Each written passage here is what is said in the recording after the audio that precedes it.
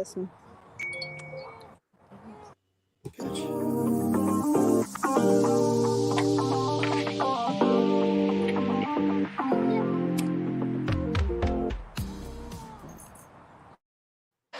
All right, cool. Jazz Cabbage Cafe coming back. Still missing Rick. One of these days coming up, he'll be able to be here with us again. But I really do appreciate all the continued support and people making a concerted effort to come on and help get some good information on record with me. So today, Mr. Hashbash, Adam Brook is here, Trish and Tanya. And you guys have been really awesome last few weeks coming on too. Really appreciate that. Jim Salame decides, when it suits him. That's fantastic. And we're joined here by Josh Covert, regular on the show, attorney and CEO of Mets Cafe. I have the privilege of working with him there. And, we should just take a moment out to recognize the fact that a couple of new stores have opened recently. There is now 6 Meds Cafe, Big Rapids, and then most recently in Sheboygan. So if you're in those areas, or Lowell or Manistee or Alpena or Rogers City, stop in. Preferred store. So Congratulations. Oh, thank you. Thank you. And more on the way too. And we have a local testimonial.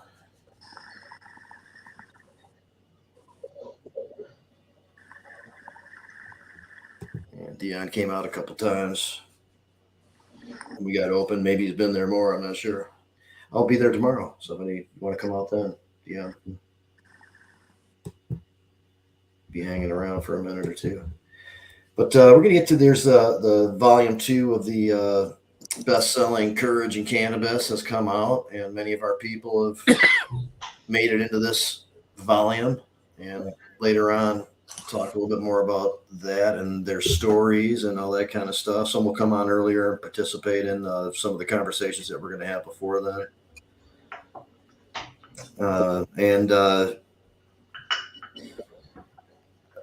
Wanted to also talk about the Viridis situation, but that's one of the reasons why Josh is here to offer up some insight, but to not so much focus on Viridis' side of this thing. And some interesting things came out in the testimony and the exchange in the last hearing about the state's practices. And to put Viridis aside for a second,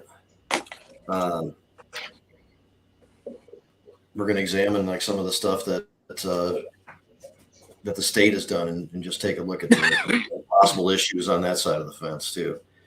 So I personally really don't like Viridis. Nothing about this conversation could change. I didn't like them before any of this stuff happened.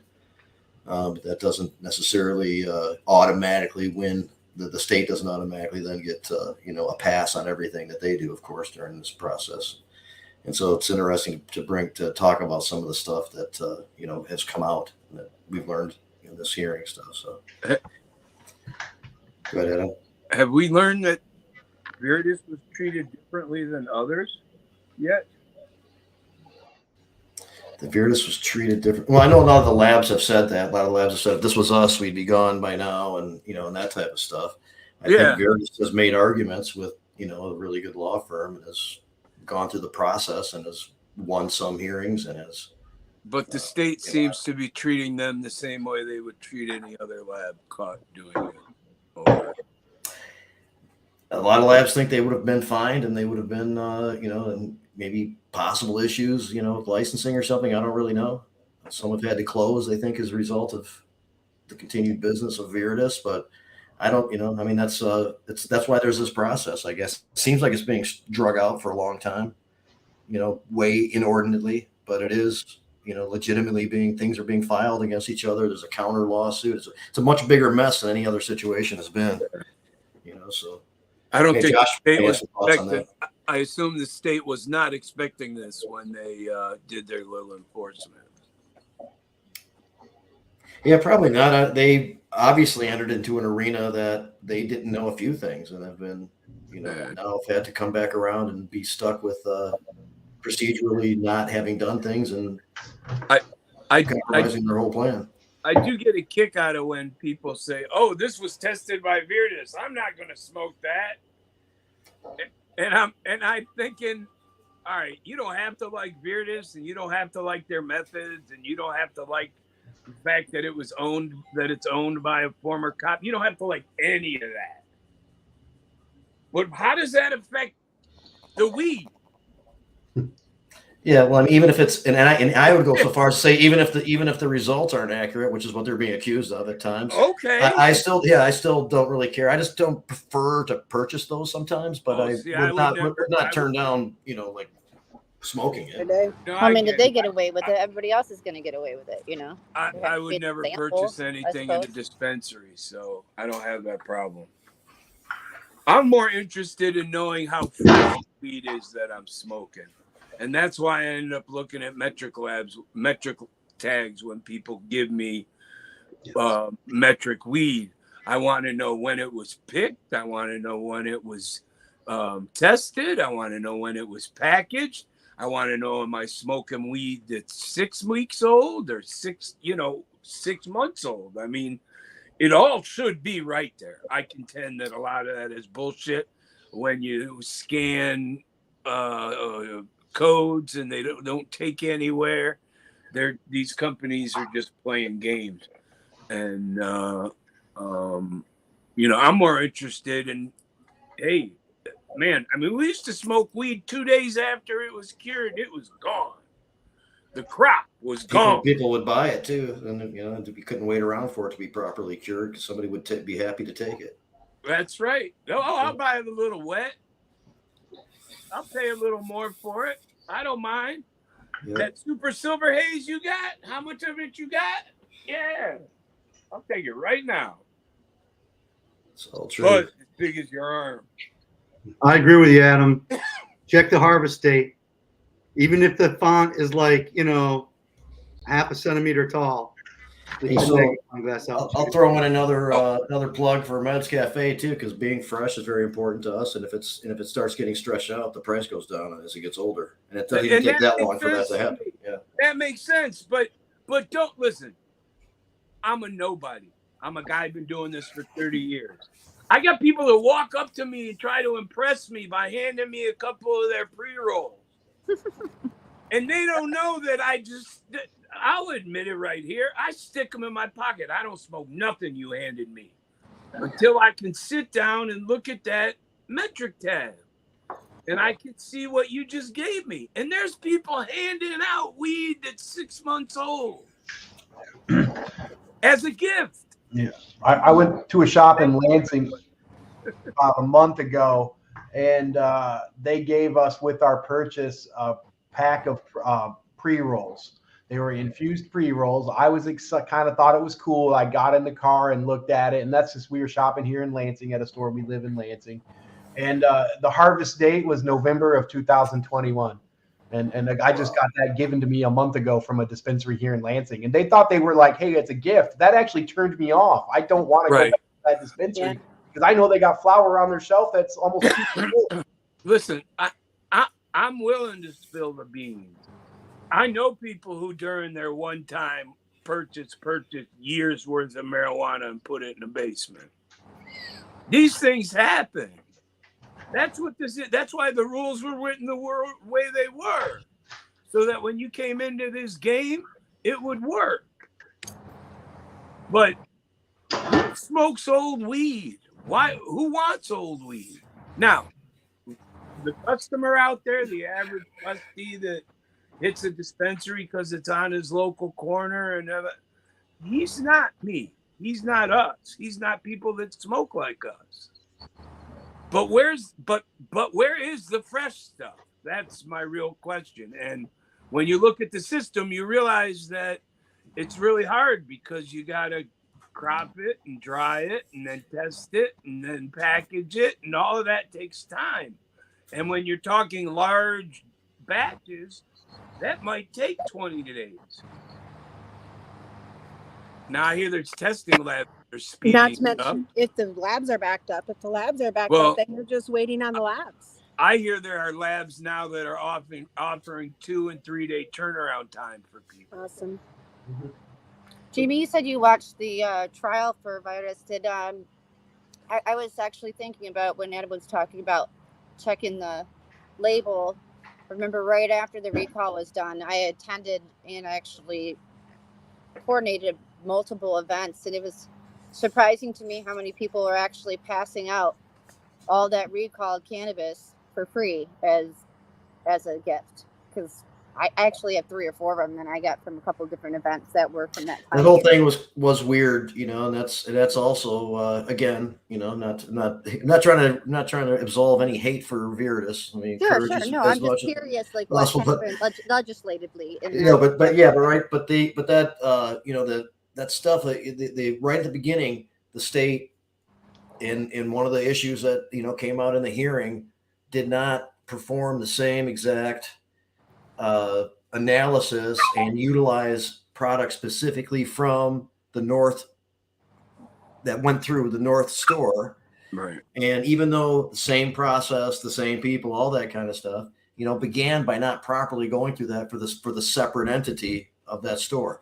And then more stuff continued to come out. So like when that stuff was put back into the market, no matter what, you know, that was just a weird situation. You know, you would thought like, okay, that could be a ruling, but then the rules of the department would then kick in. If it was questionable, then it would have to be flagged and, you know, put through that process. But it was just said, the judge just said, put it back on the shelves, and that's it. And then that was a very strange situation. For that, there's a lot of recalls. So if they put it back in the market, shouldn't they at least label it that it was recalled at one point? Yeah, and people, like a certain tag. A lot of people wanted that. People don't care either. But then again, if Viridis, like, really, if it was because of the state's fuck up and Viridis, you know, on that particular store really didn't do anything, they shouldn't. Their shit shouldn't have been fucked with, you know. So Sure. This is like the day old bread label, okay? No, everybody believes that the day old bread label is day old bread. You believe all you want. Go get a job in a grocery store. They have to mark this stuff. They have to mark it properly. We have to get to the point where remediated product is marked, and customers won't care. As long as it's priced appropriately, there is someone who will be glad to buy that, no matter what your issue is. I mean, this is America, for God's sake. They sell garbage on every street corner. People buy it like you wouldn't believe. Dollar stores, for God's sakes. No, I mean, if I grew up in a retail business, okay? You couldn't buy my product anywhere. You'd have to go to a department store, to a real place. And now you can buy it in any shop in America because people don't care about quality. And if Lots it's of cheap, things are not made out of quality. Like the depreciation of anything after you pull it off a lot or out of the store, that's like 30% in some cases. So it's like quality no matter what. You're just paying it to take it with you. I was in the luggage business. I can guarantee you Josh Covert has the first briefcase he ever bought or carried. If he has If he has old trial bags that were made properly, he's still got them. They're buried and not being used. But I mean, there's a difference between a $100 bag and a $400 bag. Right. And trying to convince somebody of that is the job of the salesman. Right. We don't need no salesman. They got people lined up for forever to buy garbage. because it's cheap. Yep. And that's the mindset we need to break ourselves from. But it's okay. It's okay to be cheap. It's okay to buy the cheap stuff. There's a certain, segment of people that the $100 ounce.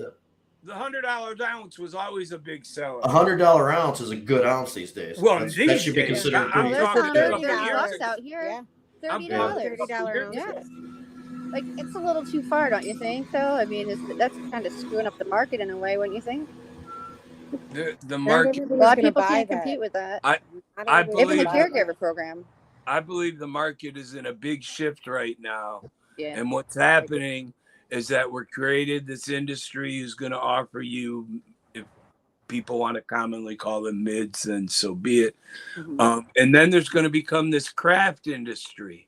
The problem is it will be either underground or a part of the industry, but their craft division. So companies are going to go back to small grows so that they can get quality bud, and they're going to sell it at a high price in their retail store. But then Johnny around the corners, he's putting the same 10 lights in the basement that he's had for 25 years, and he's going to grow the best weed in the world.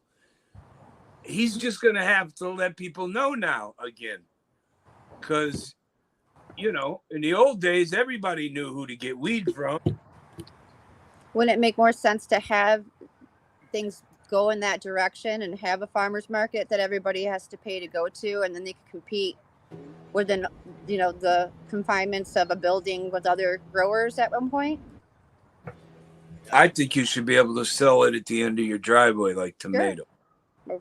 So, I agree. Well, or like something in Oklahoma where even if it's a small farm from your property, if it meets standards to make it to commercial market, but somebody wants to buy it. Sure. Like tomatoes, the USDA doesn't care until you start growing a lot of them. Excuse me. Okay, they don't care about any of us growing tomatoes and putting them out in front of our house and selling them. They wouldn't care. Once you get to be into big numbers, then they care. Right. And they look at what you do and your SOPs and all that crap. I agree. That's why I was always stupid that the big money interest or the MCMA were suggesting that the caregiver should have to test their product the same way as the commercial industry just to distribute to their 5 connected patients. Right. Because you have a small group, people can check the patients can check out the grow. They have that kind of relationship. And if there's anything that goes awry, it's limited to that. It's not as much of a concern. But you're right. When the numbers start getting big, then and a lot of people can be getting something, then at least some basic regulation is okay, but it doesn't have to be nearly as strict as we have it. But all said, hopefully we get there in the future. But I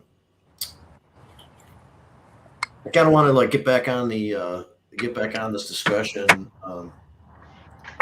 about Viridis and the hearing, and there's other things such as when getting an already homogenized sample, how they go about preparing it before putting it through the tests in a way that some people claim brings more keef involved, so therefore it would have an effect on the final results potentially or something, but that the state approved that method at one point and then made an issue out of it later.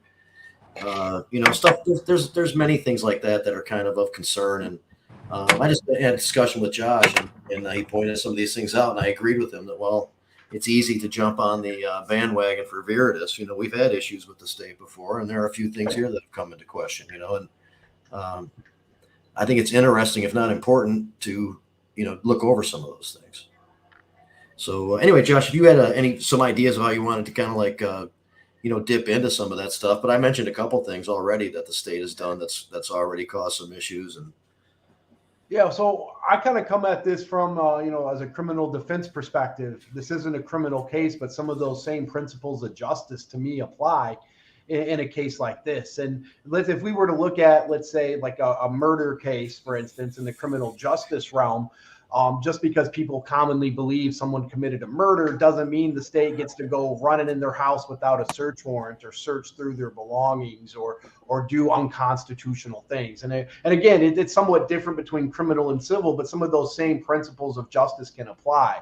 And when we look at this case, just because people think maybe Viridis was testing products improperly doesn't mean the state gets to do whatever they want and just come run in and recall a bunch of products and be contrary to some things that they had done before, for instance. And I think from someone who's now running cannabis businesses, that I want to know that the CRA, when they do go to enforce certain regulations, they're going to do it appropriately and they're going to do it reasonably.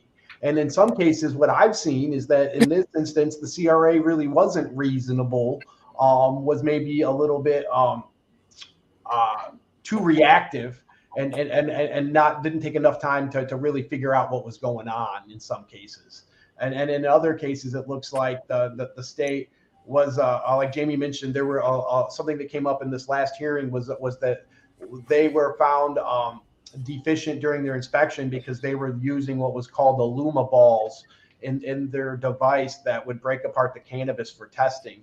And they said that the Illuma balls had not been approved because they were contrary to the manufacturer's instructions. But the attorney for Viridis pointed out to the inspector that was on the stand last hearing that in a previous inspection, those very balls, the Illuma balls, were in fact approved by the CRA and were allowed. So I want to know from a business perspective that if the CRA says, yes, you can do this, that when they come back 6 months later, I can still do it, right? And it seems like in some cases that wasn't what happened here. And so I just want, to look at people to maybe look at it that way sometimes, that both Viridis and the state can be wrong. It doesn't have to be one or the other in a case like this. And the state could have really messed up and done things inappropriately too. Or maybe Viridis wasn't acting in as egregiously, breaking rules as maybe we thought when we hear a little bit more of this. Another thing, something I brought up was that this hearing, it seemed like the witness was, I don't know if any of you all watched it, but the witness was dancing around the questions. He was arguing with Viridis' attorney. He really was being somewhat combative. And a lot of times I think you have to judge credibility as a witness on whether or not they actually answer the questions, whether or not they dance around the questions and things like that. And when I was hearing the state lab answer a lot of these questions, I felt he really wasn't, giving us the full story, so to speak. And again, that's just my personal opinion. But that's some way, a lot of times, how you can judge someone's credibility is of whether or not they're being straightforward when they answer the questions, right? And I didn't get that from this guy necessarily. And I know the state has a history of not being really transparent. We have one of the worst scores as a state for government transparency and things like that. And the state, for every reason, some people might not like Viridis because of the lab scandals that took place before, which I'm 100% aware of as a criminal defense attorney that was on top of all those things. But they were an agency of the state, and I think the state has to take some accountability for that lab scandal too. And the state's now on the CRA too. So I don't think it's so easy just to absolve the state in that instance. And in this instance, be like the state's, coming to save the day and going after Viridis, because I don't necessarily trust them either, right? And then one other telling moment was the attorney for Viridis was pretty boring for the most part. They were working through lots of old exhibits, documents. He was working up for a certain question. I could see it coming. He was nailing down the analyst about, okay, well, isn't this true? Isn't this true? By going back to previous documents. And then he flipped it on him, asked him the question of the day. He had been working up to it. And guess what happened? The state lab tech, his camera froze. And he didn't answer the question. And then they're like, well, I don't know where he went. I don't know. And then after about 10 minutes, the judge is like, well, we'll just adjourn for the day and we'll come back in a month. Yeah, and there was it's really fishy. It might be redirect. I would have thought they would have closed the witness out in a couple of day period. So that you had this, examination by the Viridis attorneys, and now then it's and like the previous one from a few weeks ago where they didn't allow any press in. That was the original examination. That was the state, examining the witness, their own person, and then this was the cross. And now we got to wait another month for the state to come back and draw these things up and maybe see if there's any more context to put some of them in, or, wherever they see that there might be issues, including the question of, here was all this additional information and you were saying this at the time, but if you had this additional information, would you then have the same conclusion? And that's what didn't get answered. And so it's weird that we now wait another month. This whole thing is just kind of dramatic. Yeah, and from like a trial perspective, as a litigator, when you have someone on the stand, that's like, the hot seat. They have to answer that question. You can't really call a timeout and say, let me go get the right answer, right? And now, though, with Zoom court, it's a little bit more, who knows what happens sometimes. It gives the appearance of impropriety, in my opinion, when the seminal question of the day comes out and all of a sudden there's computer problems. He had heard every question all day long, but all of a sudden now, what does he have? A month to ask anybody he wants. How should I answer that question? That seems weird to me. And again, it could be coincidental. I'm not saying it was like intentional, but it gives that appearance, at least, that there's something fishy going on. And with the state of Michigan having a history of not being the most transparent government, and also being part of that lab scandal that we all hate Viridis for, doesn't make me feel warm and fuzzy about the way these hearings are going. Right. So I do have this admitted bias coming in with Viridis, and again, this is well before even any of this stuff ever took place. So when I'm watching, I do have that bent, admittedly, and I kind of thought that the witness, although I understand exactly what Josh is saying, but what I was seeing during the hearing was the tech, the science representative for the state not going down a couple of rabbit holes that the Viridis attorneys were trying to bring him down, and as a result, he wouldn't answer stuff further. He would be a little snooty in his responses and stuff like that. So all true, but what's more important, regardless of my bias and thinking that the guy avoided some pitfalls by not engaging too much, what that whole testimony looked like what Josh saw by many people, and very likely the judge. So those are really important things, and biases are really also very important to try to kind of step away from for a moment when you're examining this stuff. And sometimes what might seem like going down rabbit holes, or he was wasting time or not getting anywhere, might seem like that to maybe those of us that are familiar with what's been going on.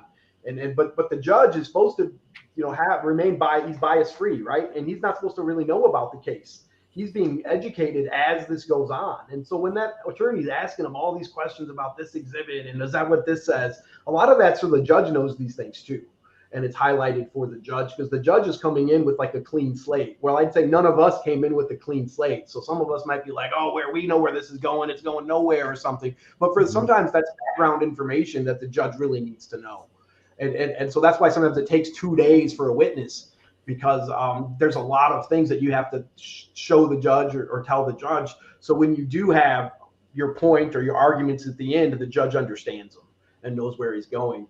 So I think some of those maybe what seemed like rabbit holes were maybe necessary for the judge. But when the witness isn't going to go there, I don't know as a judge I'd have anything else to conclude other than had he went there, it would have hurt their case. Right. It's really to judge whether or not it's object and whether or not it's relevant, not for the witness necessarily, and I didn't see their witness really object on relevance or really object on any of these things, because I do think they were probably appropriate for the purpose of that hearing, So the attorney general is the attorney for the State Department for CRA, and they had a representative there. It's just not Dana herself. There's a bunch of attorneys that work in that department, and there's a signed person, and I forgot her name, but she's been around for a little bit. I've seen her name before. There were a few of them two of them that I saw at the last hearing. And I'm familiar with both of them. I know one of them had been a really good prosecuting attorney in a few different counties here in Michigan before. And I don't say that often about prosecuting attorneys, but I thought she was always very reasonable and fair and did a good job. So I thought it was good to see her on that hearing. That I think she'll do a good job for sure. Yeah, I mean this. So I want to say it is August 23rd, 24th. It'll be 2 days.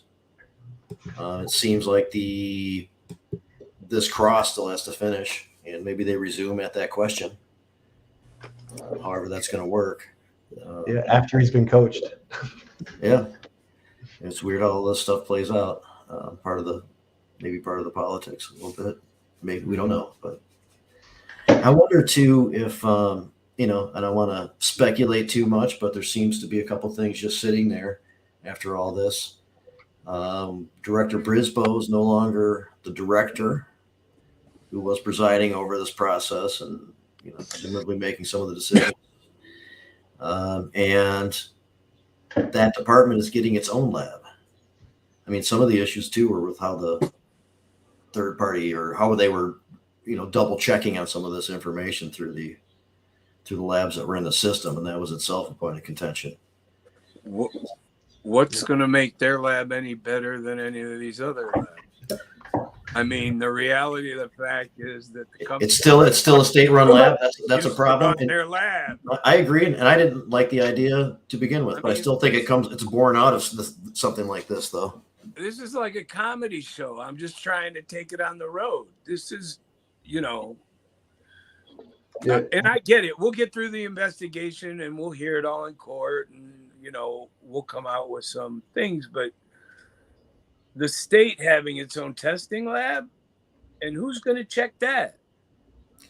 Well, I think they're also going to have third-party labs lined up to verify information, but they're going to start their investigation with their own lab to see if they want to continue it. I mean, that's my understanding, but I was skeptical of it too. The state, as Josh pointed out earlier, doesn't have a great record necessarily. I'm happy they spent my money on a lab. Exactly. Like, that's so much money. Why don't you just use like an average or take your scientists to one of the labs? You know, I mean, you inspect these labs on a regular basis. Use one for testing. Go to the non-marijuana labs and tell them, hey, I need you to do this for me. Or maybe an out-of-state marijuana lab that's got nothing to do with Michigan business. Just so it's like, you know, they know what they're doing, but it's totally impartial. You know, that right. Type of thing. I think they will do some stuff like that in addition. But it'd be cool if the state offered testing and you could go there and get your shit tested by the state. That'd be kind of cool. Next to the CVS? Just a free service. Yeah. Some people have had concern that the DMV, right? You know, you go in, you can get your driver's license here or your weed tested over here. Yeah, it's like all our tax revenue and then the fees that all these, you know, stores pay for their licenses is going to go to provide a lab from the state that's ran the labs that we've never trusted to begin with, and somehow they're supposed to then, you know, oversee the other labs. Like, none of it makes any sense whatsoever, if you ask me. The state hasn't had a history of doing it correctly, and I think that's why a lot of us don't like Viridis. And then we're looking at the state to like fix the problem when they were a part of the original problem. You know, I don't get it. That was always an issue when it was suggested, you know, for me anyway too. Go ahead, Adam. Well, I just was going to say, I don't have a problem with the Viridis method and the fact that they were testing 70% of the whatever. None of that bothers me. My problem is who owns it and what it's all about. So I can't get past that to get to the next thing. But you have to figure that there's going to be more people like that coming. That if Viridis can have their method, then we're going to create our own method and do things our way. Well, there needs to be some kind of universal standard that's in place, and that has yet to be solidified. That's still a difficult thing for a lot of people. But I think most of us stand behind science, I would say, you know, in general, right?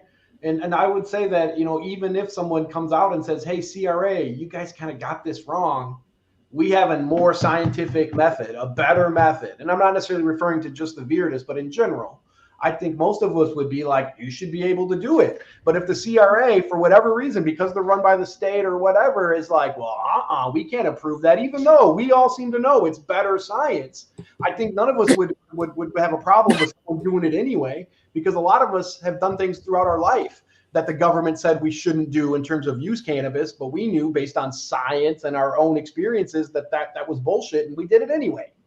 And so now to say, well, because you're a business and you're actually doing better science, but you shouldn't do it because the good old state said no, is kind of contrary to everything that a lot of us stand for, I think. It's just not many people look at it that way. Yeah, and that is in part Viridis's argument, and they'll win or lose that as it goes along. But that's true nonetheless, whether it happens to parallel this case or not.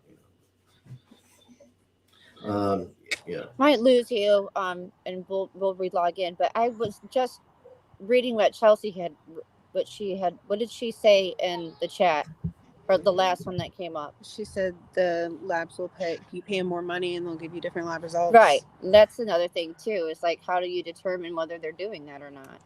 that's gone on over the years. I don't know.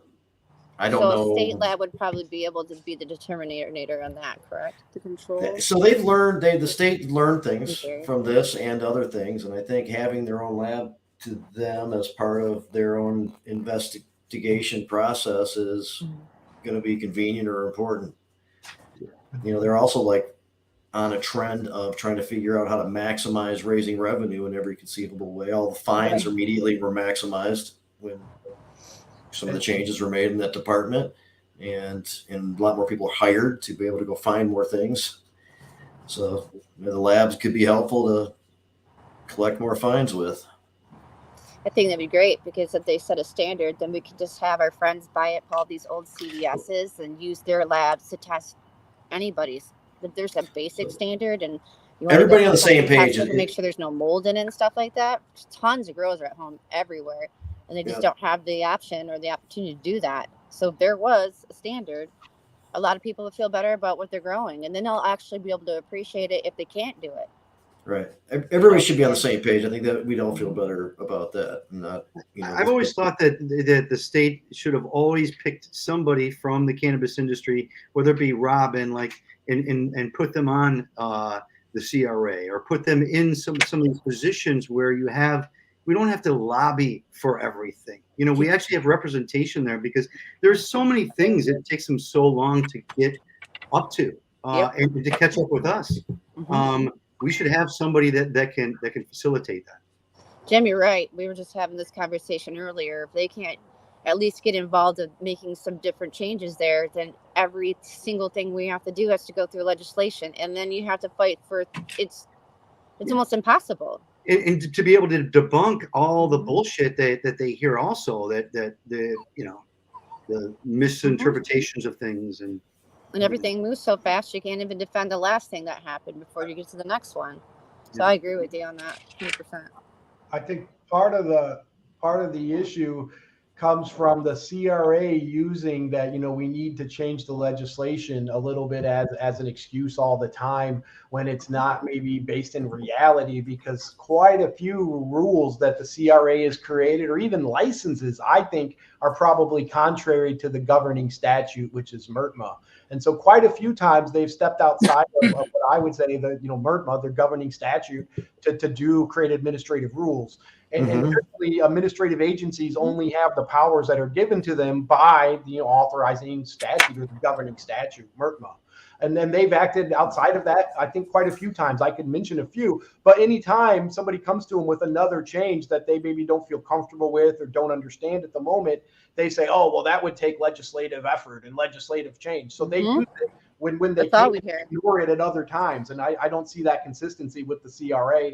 And I think part of the CRA themselves is to blame. And I like Jim's suggestion that had they had more involvement from cannabis people from day one, or even at this point, we'd see a lot different from the CRA. Don't forget that if what they tell us is if they can be believed, nobody that works for them smokes or uses weed. There's some legislation that's changing that. I mean, their hiring practices over the last 100 years, 20 years, 30 years, we know. I mean, this is ridiculous. Where's the one guy that says, you know what? I go home and smoke weed every night. These people are full of shit. Let's move forward on these things that make sense and leave this other stuff to the crazies. Because they seem to be looking in the wrong direction on a lot of things and in the right direction on some things. I mean, and interpretation and a brand new thing and a bureaucracy and so the whole thing has been we should definitely have somebody on their board if that's the way you wanted to put it. Listen, I'm impressed that they actually are willing to sit down and talk to people. Well, very communicative, man. That's their. I mean, I would say that though they've gone out of their way to, even when Director Brisboe was there, to attend anything they were invited to get on shows, podcasts, whatever. I mean, that to me is impressive because Yeah. He's a bureaucrat. All he's doing is what he's told. So we know he's not capable of thinking for himself. And the reality, no, I mean, that's what he's doing. So he had to argue against some stuff that didn't make any sense on his end. I guarantee you. He probably agreed with us, but that's not his job. Could be. Yep. He's pretty sure. I mean, but whether you like what they do or not. I'll tell you, I feel like throwing out some shit that I don't think the state did correctly since we broached it.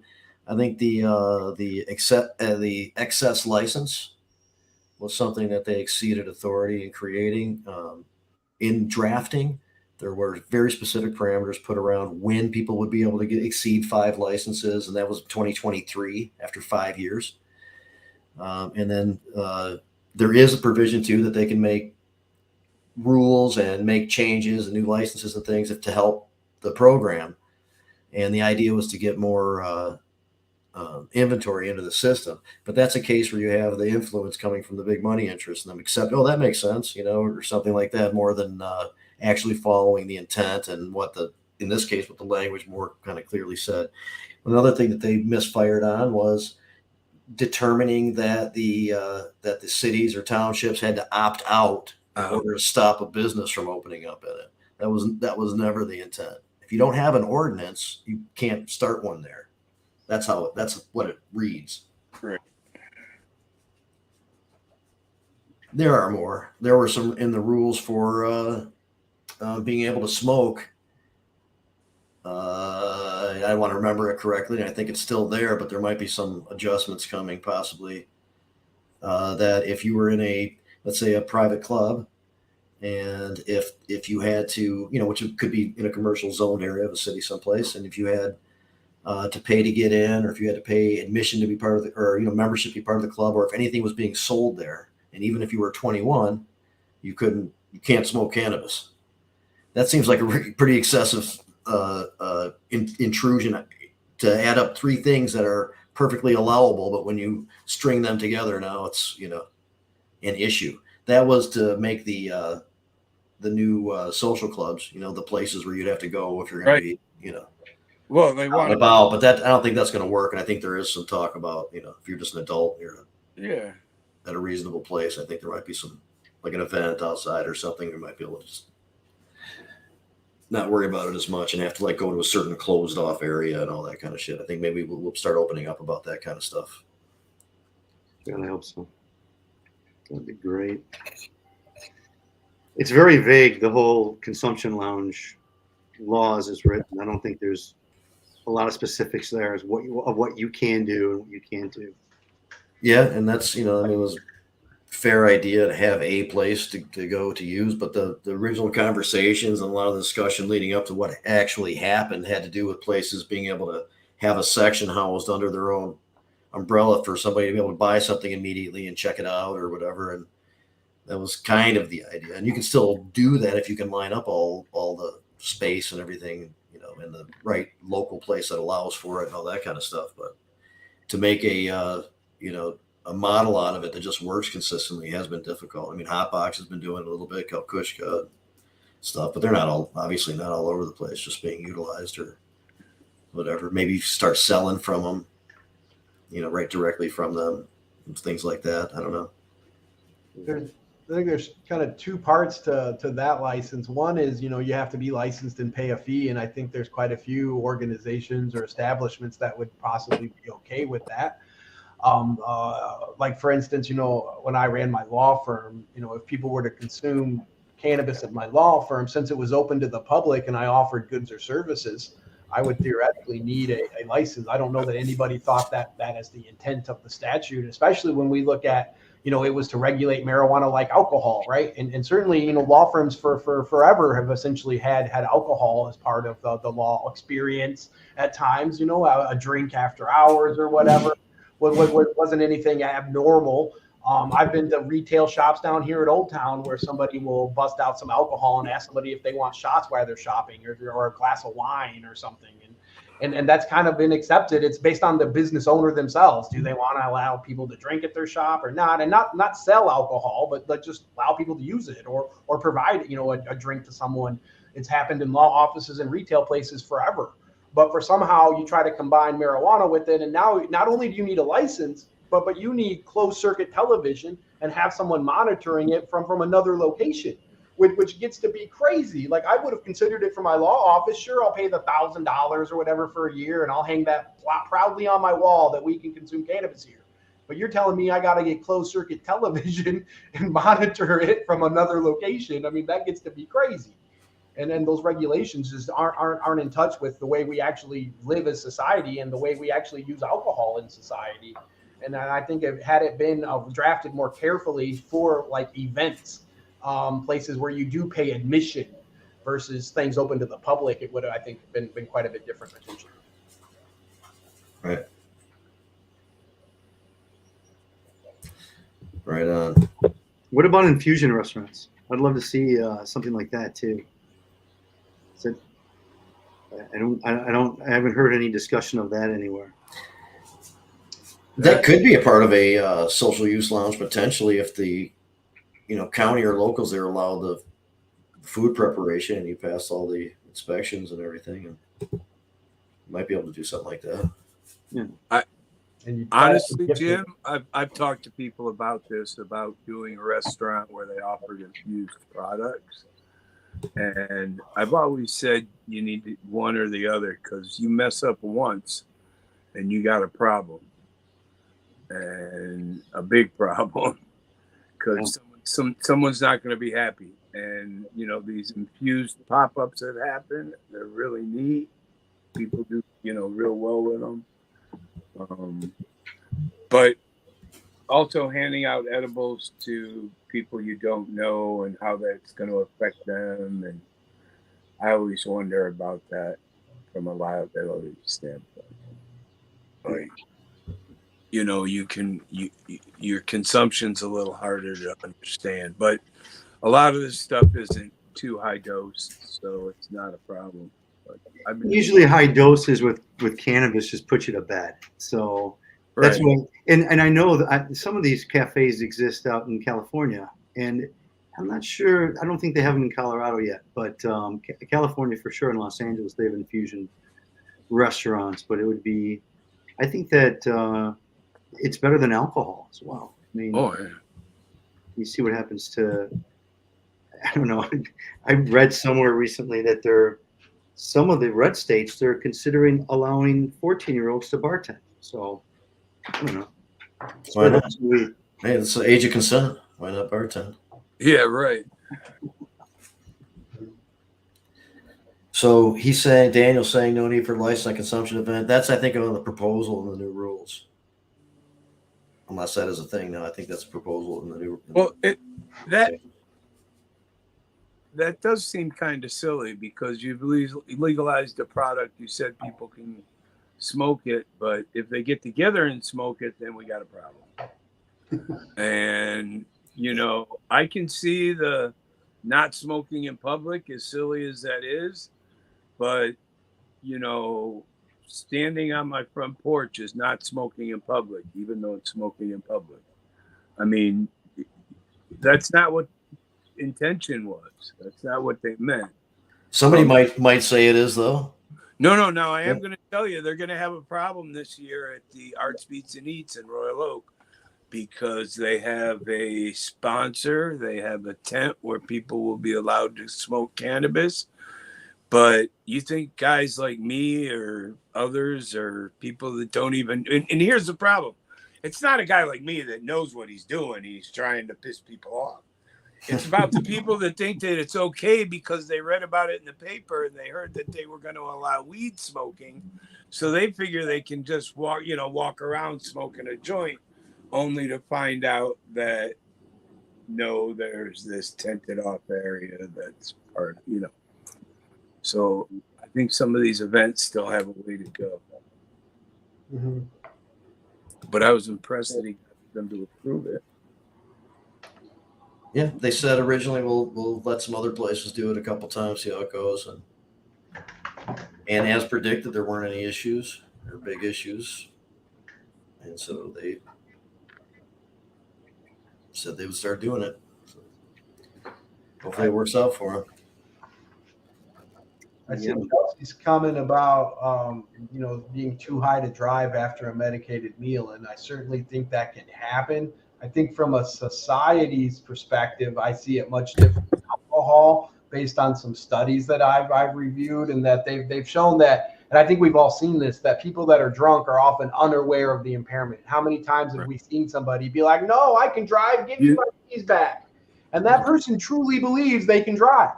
Yeah. That doesn't happen with cannabis. Like you mentioned, Chelsea, you were too high to drive. You realized that, and you were like, "I'm not going to drive right now." So I think there's a much less danger to society just based on the user's awareness of the impairment.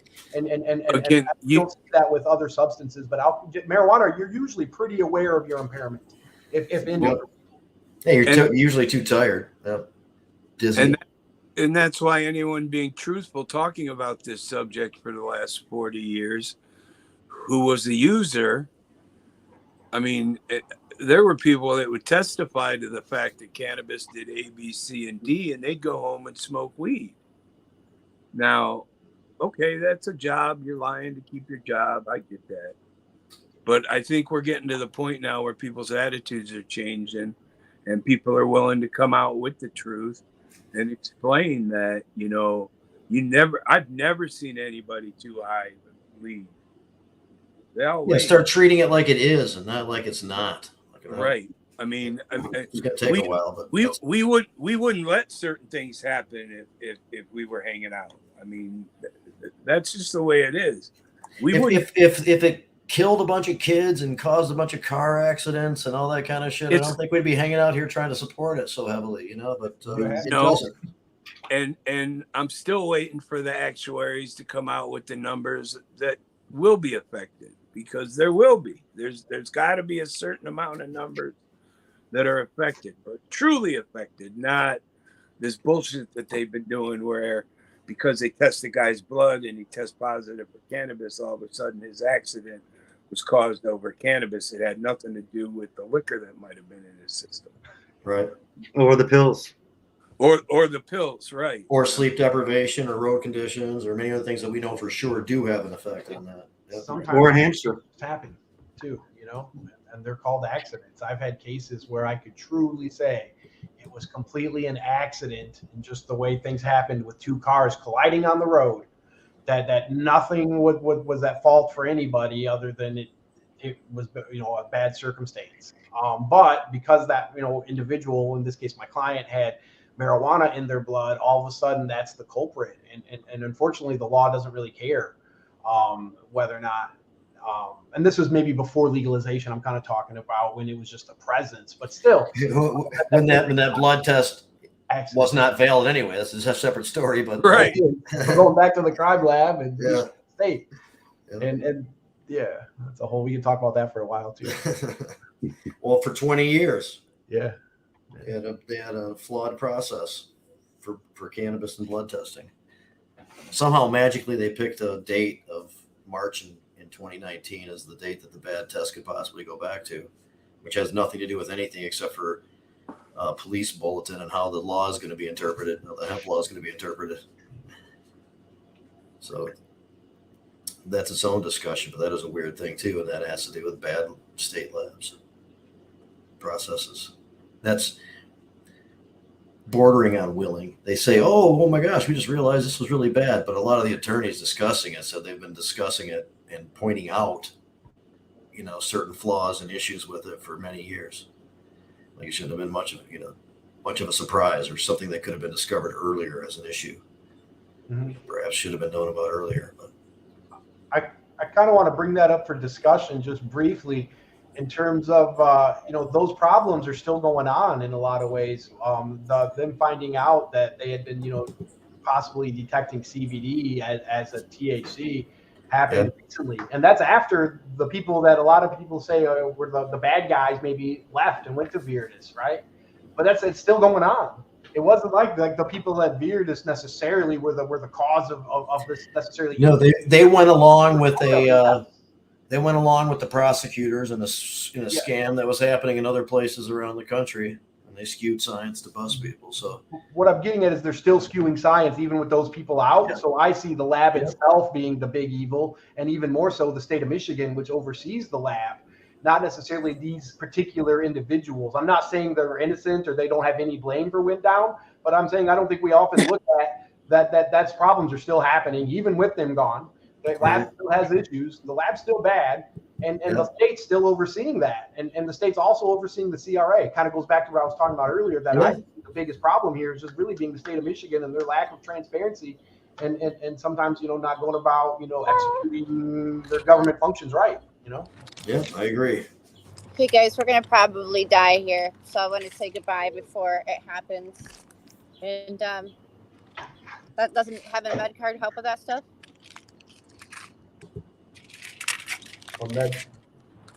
When we were talking about getting blood tests and stuff like that, as far as for the drugs driving or whatever. Maybe I caught something wrong, but arguably yes, only because case law has not been established. The wording of the protections in the Medical Marijuana Act and in MRTMA are essentially the exact same. So I would same language. The court's going to interpret them the same because it's the same words.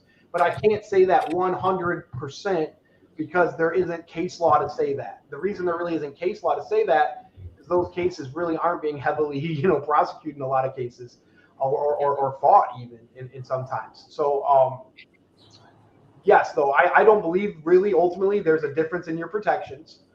You might have to fight for it a little bit more if you get a reluctant prosecuting attorney that says, "Show me the case law." In that case, you might have to say, "Fine, I'll be the case law." And I think right.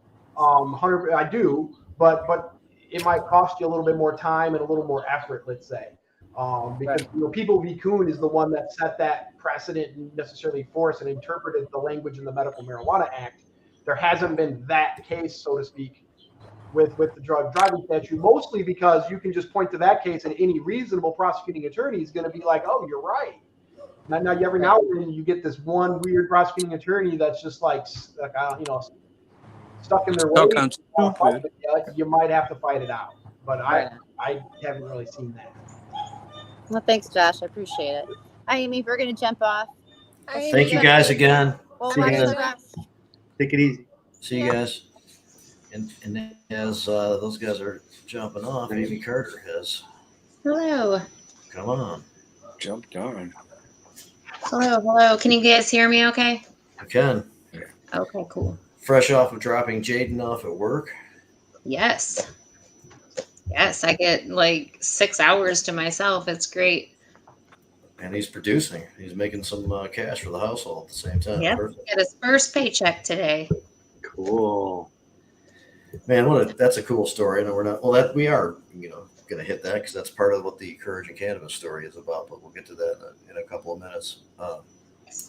But anyway, just reiterate that he is such an excellent story, and I just remember seeing him personally, many years ago,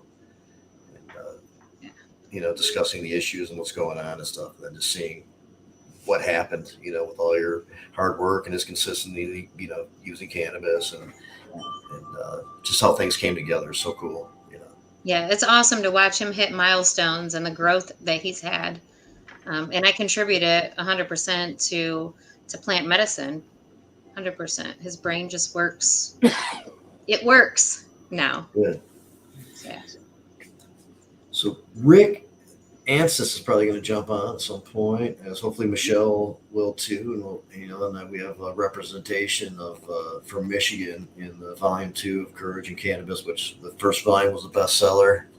And we'll talk about how that came together a little bit. I got some picks that we'll throw some of those up there, but I did want to bring up the Top Shelf Showdown that took place, and I was hoping maybe Josie could jump on for a second, but Josh and I participated in a couple of rounds that it took place, but it was a Great Lakes Expungement Network fundraiser, ultimately kind of a cup style thing from within the system.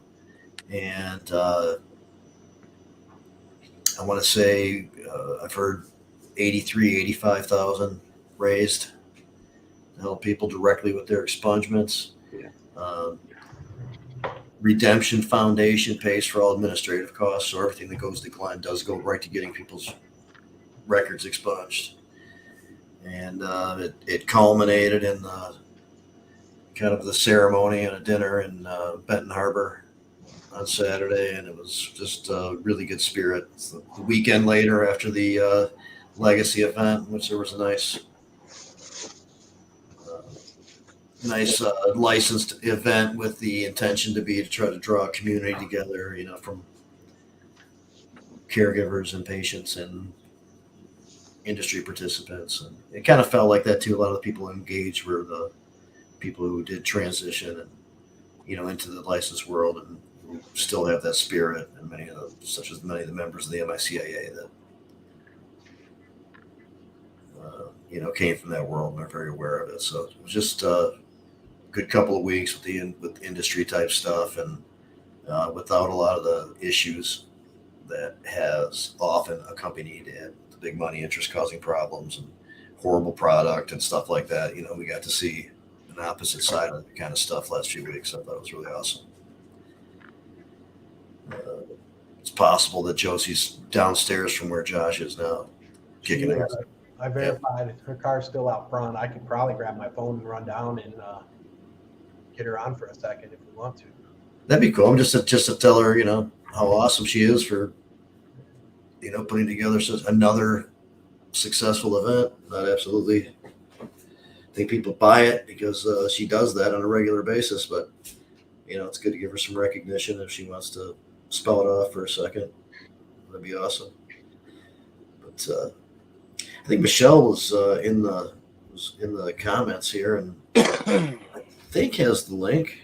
Michelle, if you don't have the link, let me know, and I'll make sure that you can get on, and we will, get more into this book. And I was kind of hearing about it a little bit. I remember I don't know what happened. I didn't follow up. I think when I say I don't know what happened, that probably means it's my fault.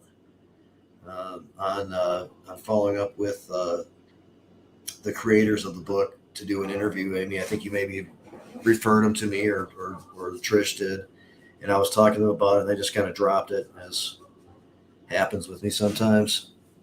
So I was kind of aware of it, and saw some of the posts and stuff, and then certainly last week's event, there was a presence there, and everybody who was in it from Michigan was there, and Dr. Bridget was there, of course, and there was recognition of it and a lot of excitement of it coming up, and it was just released. I don't know if we have there's a video, if the video thing's turned off or if that's on purpose or whatever, but I think Josie and Josh are here. Can you hear? Yeah, we're right here. Okay. We got Josie and perfect. Josie, we're just talking about how awesome Top Shelf Showdown was and how awesome you are and how many people are now going to get their records expunged. Yeah, I'm really proud of the Top Shelf and the way that we had over 60% of our entries were new people that had never worked with us before. We had over 100 brands and retailers from all over the states participate. We had almost over 250 people at the award ceremony itself. And it was broken down into 2 other events as well. So we had the buyer sesh. All of the retail buyers were in good standing with LeafLink. They had no complaints with the CRA for payment, actively looking for good products and willing to pay for them. So the ability, I think, for all of us to get into this when there was places for people who just wanted to do good work and be a part of a cannabis community, there isn't places like that anymore. And so unless you want to sell weed or make money off of it, it's really hard to get into the cannabis industry or the cannabis community. And so that's what Glenn represents, the ability to do good work and needed work. And I really think that that's always been what draws me to the cannabis community and what drew all of us on here to the cannabis community. So I'm grateful to do the work that we do, and really proud of the events that we've been putting out. Awesome. And just earlier this year, there was a couple like 40 plus ones, 40 plus thousand events. I guess we do events now. They are fundraisers. Many people like to help out, and it's really cool. Josie puts together high energy teams that just are passionate and motivated to get shit done. And yes, well, when people talk about rich networks, they're usually talking about rich in. We have to be cautious about what they're talking about. Being rich in, right? And oftentimes it's rich in money. But truly, a rich network is rich in resources. It's rich in diversity, and I think that quite proud to be the that reflect that. I'm oftentimes the only person, or at least in the beginning, I was the only lady, the only person in a wheelchair to be at the table. And so I'm really proud to bring people that typically don't get that shot to the forefront, and I think that's really the key to us creating not only cool events, but cool programs, things that really meet people where they are. It works.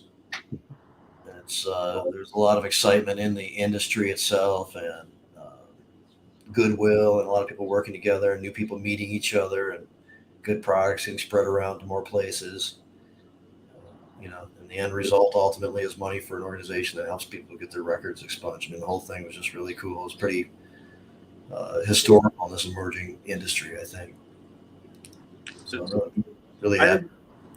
I think it's really great to see what energy Josie provides to like the building here that we're at. This is the headquarters for Meds Cafe, Redemption, and then the Great Lakes Expungement Network. But over the last month or couple months, Josie's been here pretty regularly, like 3 days a week or more, planning this event. And then she's had her volunteers here throughout. And we've had so much more energy here in the building and so much more really cool, positive things go on since Josie's become a bigger part of working here, and then all her volunteers. So I wanted to thank Josie for that, because it kind of brings back that community, and it kind of reminds me of things, the way things were maybe years ago, in some ways, and we're kind of being revitalized here, both with Mets Cafe, I think, and Redemption. And yeah. I think it's all, Lord, I hope Brian is watching. Josie brings some positive energy. I'm really grateful to be here, and I'm grateful for the shot. People spend their whole life looking for validation, and like the work that they do matters, and like for love and support. And I mean that for anybody, right? But especially people that look like me and people in my situation, we don't really get a shot like that. So I'm not ignorant to how lucky I am to be here, and I don't ever feel entitled to the space and the support, and I hope to continue to just produce really cool things that hope people, mostly, I want to work primarily, most of my work has been surrounded by formerly incarcerated folks, and in whatever avenues that becomes. Building creative solutions for people that meet them where they are, that takes a community, and I'm really proud to be here with you guys. Thanks for having me. Awesome. Thanks, Josh. We'll definitely, stay in communication and keep people updated and all these great things. And there'll be more and more participation and more passion for this issue, and it's just going to keep going because of you really got it ignited. So thanks again. Yeah, it really is a network, and it's a collection of agencies and individuals and people just like me and you that want to expunge records, and in whatever way that means, right? If it's helping with the events, if it's donating money directly, if it's getting their own record expunged. Truly, you can get your record expunged. You can support the program. There's so many ways to be involved. I think as a consumer, you can also just be involved by buying the products that support the Great Lakes Expungement Network, like the Redemption products, and then all of the other vendors that have, support Josie and the events that she puts on. So any of the vendors that you see at Josie's events, or or are part of her network, I think are all brands worthy of buying in stores, because you know, as a consumer, that you're helping to support that network. And you're a part of that network too. Yep. And, you know, cannabis should, when people are still in jail for this stuff, it's important to know who's making money and more so what the fucks they're doing with that money, right? And there's an obligation to give back, and I mean that for any of us, right? I give back to even when I started making money on my first job when I was 18, but really 17 was selling gongs, and I would always donate back to normal, and I felt like that was my obligation. People are still in jail for this. If I'm going to make money off of it, I have an obligation. If you're going to do that, it should mean something. It should mean something for more than today or tomorrow. It should be generational. It should change how people feel about themselves, how their families feel about them, their spouses, their children, how they feel about the criminal justice system and the goddamn cannabis companies that pay for it. It should mean something. It can mean something. And cannabis for me has always meant something. The ability to buy it in a store is meaningful. And I don't think it should be watered down just because there's 500 stores in Michigan. Because remember, there's 0 stores in Indiana and there's 0 stores in Tennessee. And we are lucky to live here. And we're lucky to do what we do. And we're lucky to have expungement because most places don't have that either. Right on. Yes. Thanks a lot, Jules. Really appreciate it. Have you heard of this book, Courage in Cannabis? My friend Rick is in that book. Rick Anstis is going to come on and talk about it with us. So is Amy Carter. So is Michelle Neary. Too, it's out of Ohio, I believe.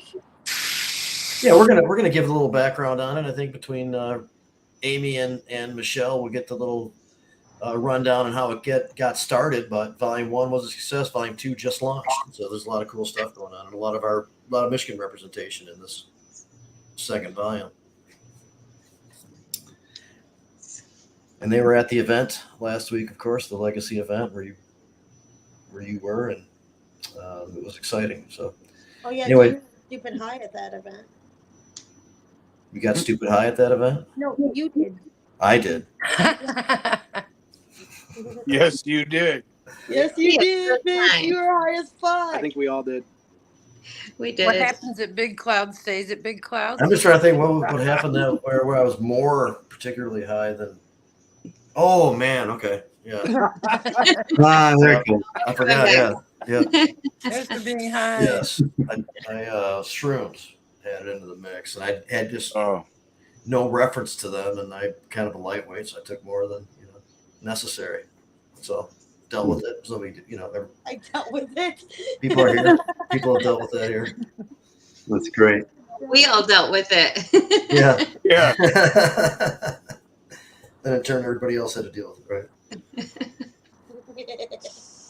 But anyway, really appreciate it, Jose, and we're going to stay in touch on everything. Welcome to stay on if you want. And then also, love you, Jose. Josh, welcome to stay on back upstairs, wherever you're comfortable too. Yeah, I'll head back up. Cool. But let's get a little background just on the project itself and who got it started and why, and then get into modern day new launch of the book and who's in it and stuff like that. But I don't know, Amy, if you don't mind, how did this get rolling in the first place? Well, I got approached, I think at the rally last year.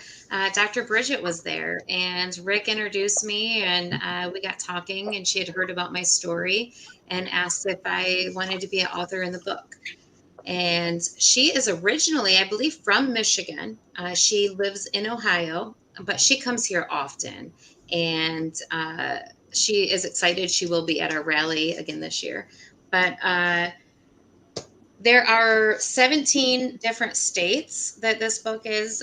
There's 23 different authors, and it is a great book. I just have to say that. Like, I am so impressed with this book. It is set up kind of like a chicken soup for the soul. There are, different size chapters. I don't think anything's over like maybe 15 pages in a chapter. So you can, just read like a chapter a day or, It's an easy read, and the stories are amazing. When rec came into play, we all knew that medical would kind of get pushed to the side. It's happened in other states, and it's important, so important for us to continue to talk about the success stories and the medicine of this plant and the lives that it changes. So I am super excited to be a part of this book. The stories are all great, and everybody I've met that's in the book, I appreciate their courage to share their story along with myself too. But it is an amazing book. What do you think, Michelle? I am still riding the high of finally realizing the dream of becoming not only an author, but a #1 best-selling author. #1 bestseller. Yeah, in 6 different categories. We placed in 9 categories because we strategically kind of like launched the book in a strategic way. It started, I think, Friday, Saturday, and then Sunday, and then Monday was our big push day. So sorry if we bombarded you guys with order this book. But we did rank in 9 different categories, and we got #1 in 6 categories, with one being best author so far. There's still a strategic way that, I guess we do things. So that's what we have so far, but it's pretty great that happened. That was taken at the event, at the Legacy event. It was the first time I got to meet the book in person. Nice. Yeah. Yay! That was so much fun. Holding the book for the first time and seeing our story in there. I'm still just basking in the glow. I'm still very grateful. And I wouldn't have anything to write about if it weren't for the people of Michigan. I truly became a medical cannabis refugee. I was taken in literally in some cases, and I was gently nursed back to health. I was shown how to live a good life utilizing cannabis with different protocols and such. And I am getting ready to turn 60, and I'm healthier now than I have been in the last 20 years since I was crushed almost by another semi. Nice. Thank you. I went a path with opiates. I've had them stolen from me. I've actually suffered withdrawal from a Lyrica medication, and every single time, cannabis was my helper to get me through some of the darkest days. And I just want to take the time to thank the people of Michigan for teaching me how to want to live and how to want to live a better life that is available through cannabis.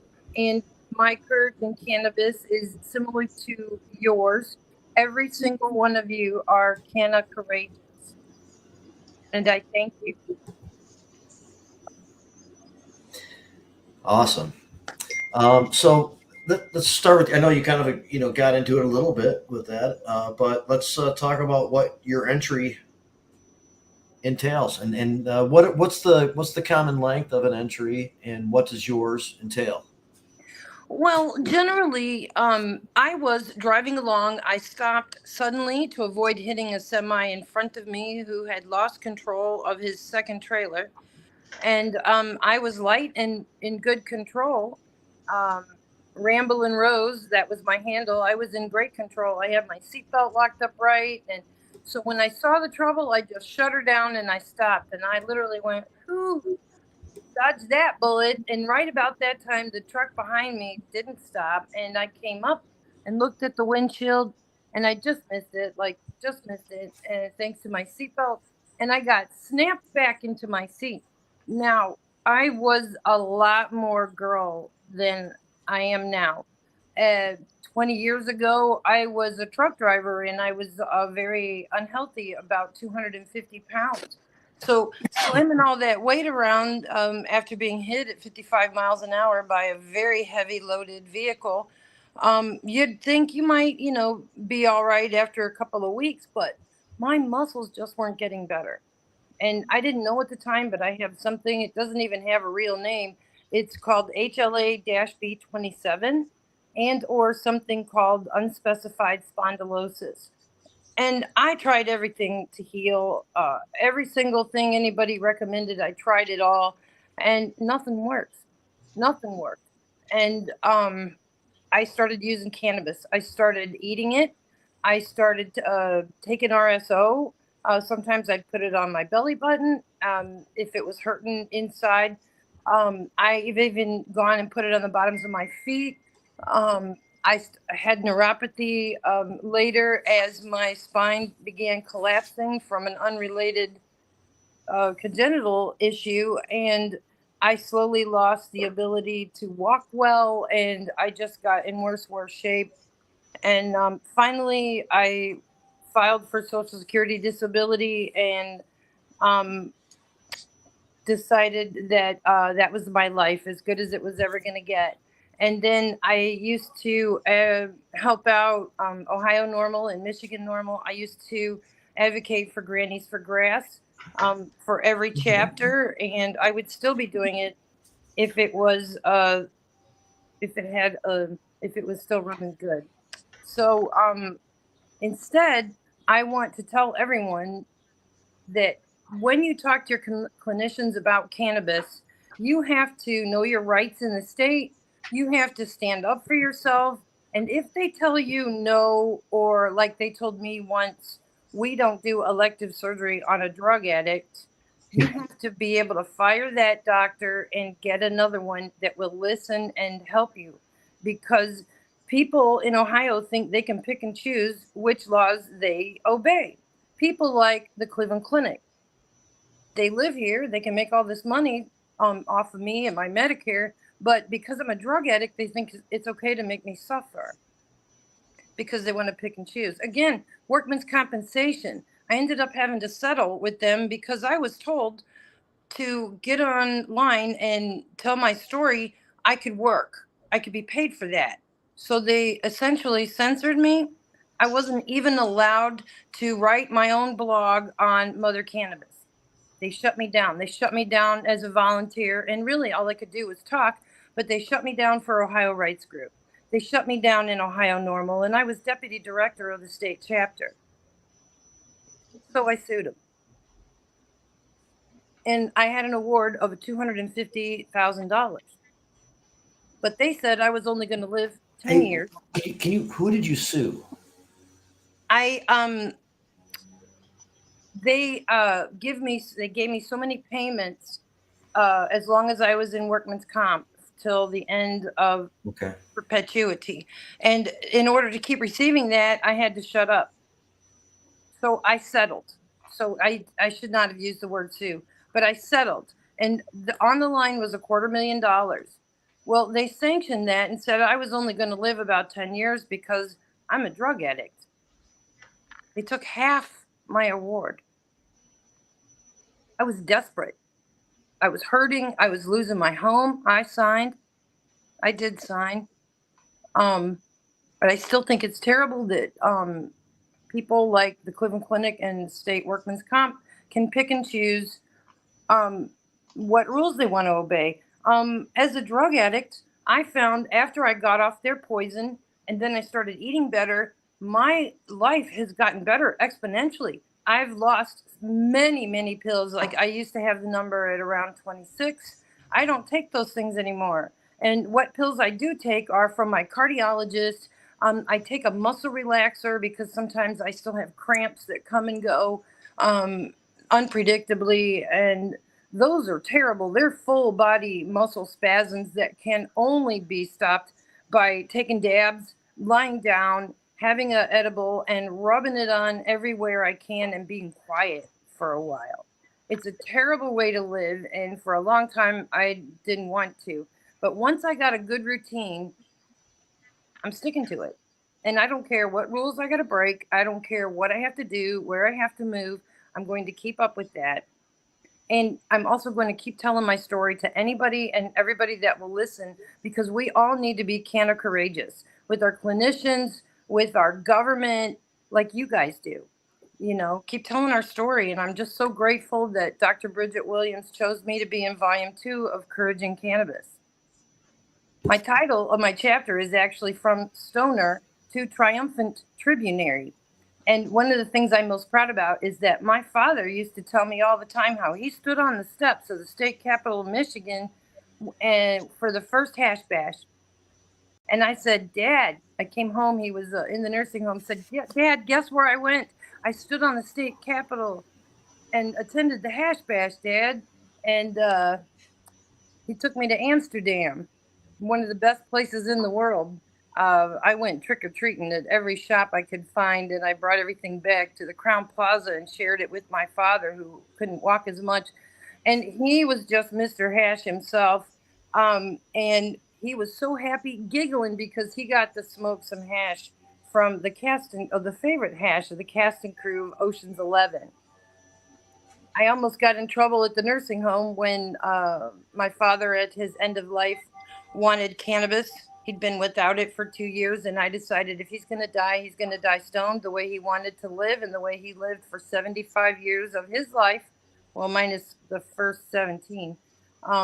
He started using cannabis in the service over in Korea, and he never looked back. So I went in and dosed him, and he was like a baby bird getting his cannabis-infused honey or whatever I had for the day. And he didn't even remember my name some days, but I'd say, Dad, you want some cannabis? He'd say, fire it up. And I'd be like, Dad, we're in the nursing home.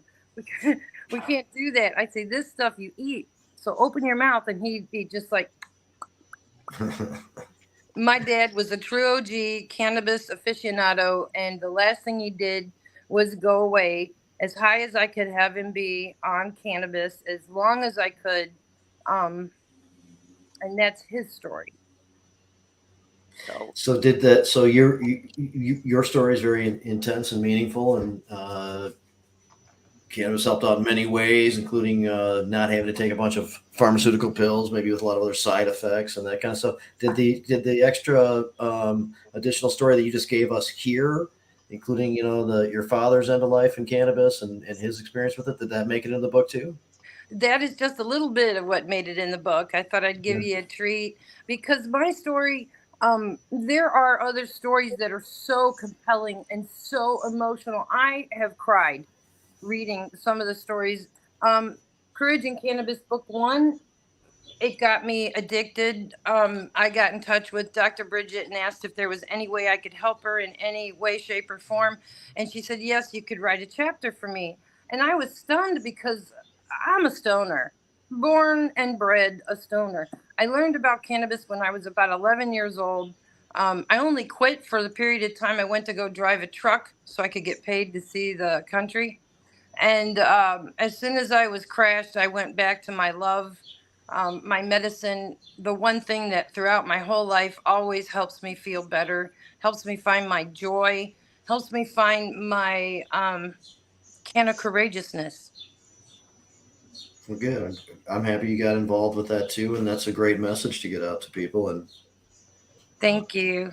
I know that in the story, in the book too, there are stories you'll hear about from attorneys, from doctors, from a teacher. All of us have had a struggle in our can of courageousness. So I hope you guys will be excited to get book number 2, but also volume number 1, her first anthology. And I'm pretty sure there may be more coming. There are so many stories out there. She might even contact some of you about yours. Very cool. So really appreciate that, and stick on for more of the conversation. But when I hear Rick Antis is trying to join us, he's out in some areas that don't have great reception and stuff, but hopefully he'll make it on. But let's go back to Amy, and I know that you probably focused on your well-known story with Jaden. Yeah. But yeah, let us know how that went, and how long or how big are these submissions? How long are the stories? Mine ends up being 10 pages, page 41 to 51. Some of them are just 3 or 4 pages. So they're not super long chapters, but they're so great. Each of the stories are so great.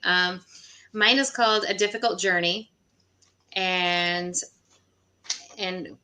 the kind of slogan that I, always say is how a plant changed it all. And the reason I say that is because my chapter is about the struggle I went through with my son Jaden. And when he was born, he had seizures as a baby. He was colicky. He ended up having just all these different things wrong with him. At 2.5, he was diagnosed by 2 different neurologists with Asperger's, ADHD, and oppositional defiant disorder. He was very violent and aggressive. And for years, we fought the state. I joined Inspiring Hearts for Autism. I served on their board. I helped put in an autism center. I facilitated support groups.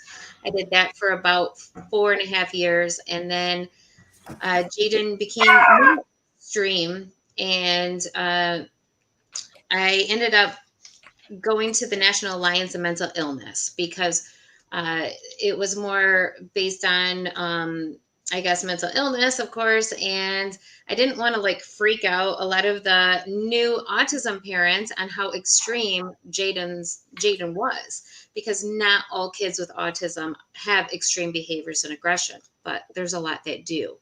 So I went over there. I became an instructor for a basic program, which is a 6-week class that we give to parents that have children under the age of 15 with extreme behaviors and aggression. So it was right up my alley. I ended up serving on the board there for about 3 years. And I did everything from gluten-free diets to no red dye, therapies. We had appointments all week long, every week. I was 100% dedicated to helping Jay. And it got to a point where CPS wanted to remove him from my home. They wanted to force me to terminate my parental rights because they were afraid he was going to injure me. And I had to reach out to politicians. I had to do whatever I needed to do to not let that happen. At the same time, I was being investigated because somebody had told them that I was using medical marijuana with him, and I wasn't. So he had to go get a blood test at just 8 years old for cocaine and cannabis and all this stuff. And of course, it all came back negative. And the case was never fully opened because they couldn't find anything to open it with. But it got me in touch with people in the industry. And I was like, well, I'm going to get his card for his nausea and headaches because he had really bad migraines for 2 or 3 years because of his anxiety. And then I got his card, and it really calmed his aggressive behaviors. It allowed his brain to make connections, and the rest is in the book.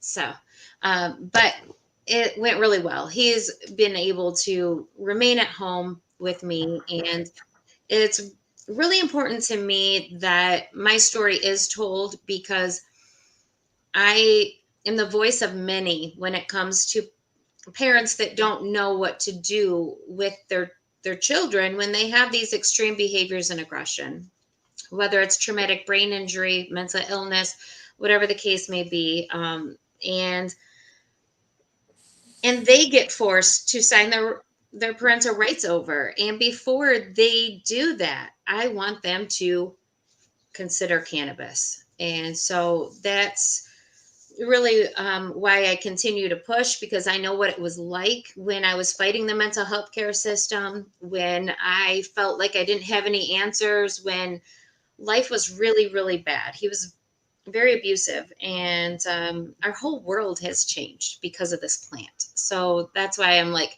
I can't believe a plant changed it all after all the things I tried.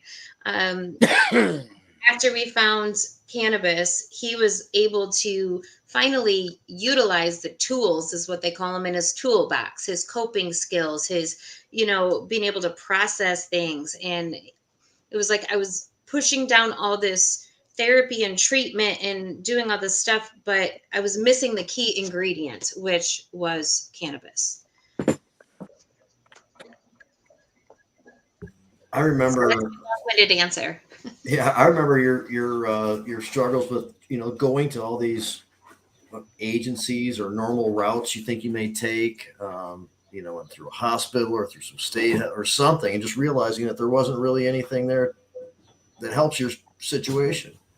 No, That there's made not. sense. Right.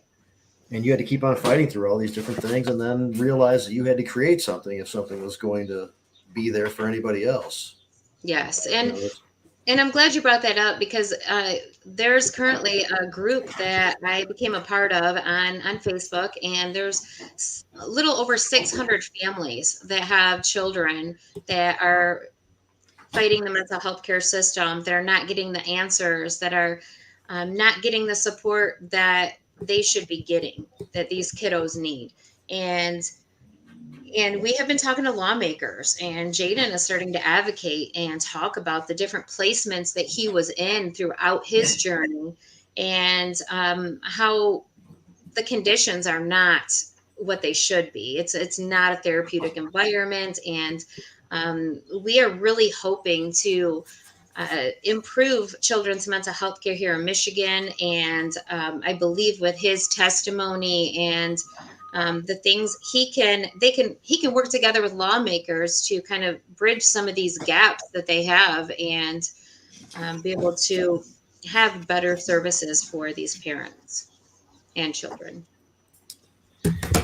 He went from, again, younger kid and really in the height of the struggle with his condition and the impact that he's having on you and the whole family and that kind of stuff, to somebody who can discuss his own story plus the benefits of cannabis at large, and really have a meaningful impact on people when he relays this information to them. Yeah, definitely. And one thing that I do tell the lawmakers when Jay and I go talk with them is that, it's sad, because Jaden watched me fight. He watched me fight with doctors. I argued with judges. I argued with police officers. I argued with hospital staff, the director of the hospital. I would call politicians. I would just be on the phone constantly advocating for, what I know our rights are. And it did two things. It did several things, but it has taught him how to advocate for himself. So that's a good thing. But on a bad note, for a while, we both honestly felt like our lives didn't matter. And that's a really sad thing if you really think about it. But we really, truly felt that way, because we were not getting the help. And when you go to your, police, hospital, judges, doctors, and and they're like, we don't know how to help you. That's just how it is. He has a lot of distrust with medical professionals, distrust with police. He's just, because they let him down so much, and they let us down. And I think that needs to be changed. Parents should not have to fight this hard to get the services that the Medicaid manual, or, the provider manual for Michigan Department of Health and Human Services says that we get.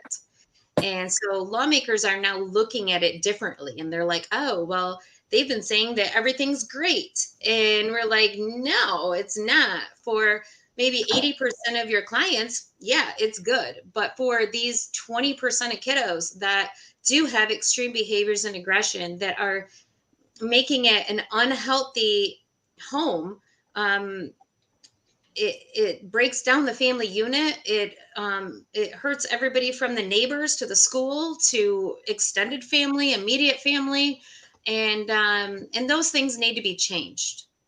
So they need to welcome us with open arms, give us respect, and put the services in place without us having to call our politicians and fight tooth and nail to get them. Right. So I'm glad, I'm grateful, so grateful that Jaden is doing better, because now I'm like, all right, like, let's get this improvement stuff done. We want nothing more than to continue to fight for our freedoms of what we voted for in 2008 and 2018. Do not take my freedoms away from me. We want to get Jaden's law passed. We feel it's way too long. Since 2008, it's 2023. There's 10 other states that have legislation to allow access at school. That needs to happen. And our mental health care can be improved. There is enough funding. It's just not being routed right. So we want them to take in opinions of these parents and not just people in suits making these decisions. We want to be a part of it because they're not doing a good job. So, and they're finally listening. And we have media listening, WXYZ. They're like, we're going to stay on top of this until these things get solved. And they will, do new stuff on us. They've been interviewing parents. They've been interviewing Michigan Department of Health and Human Services. They're trying to get to the bottom of it. And we had 5 senators together and put in an audit for Hawthorne Center, our only psychiatric mental hospital that Michigan has for pediatric patients. And so they put an audit in because of so many things that are going wrong there. So we're doing good work, and we feel really good about it. It brings peace for the pain that we both endured for so many years. It gives us purpose. And we feel like we were both meant to experience those things because now we have the ability to hopefully improve them for others. Thank you, Rick Thompson. You kick ass too, man. I miss you and I love you. Yeah.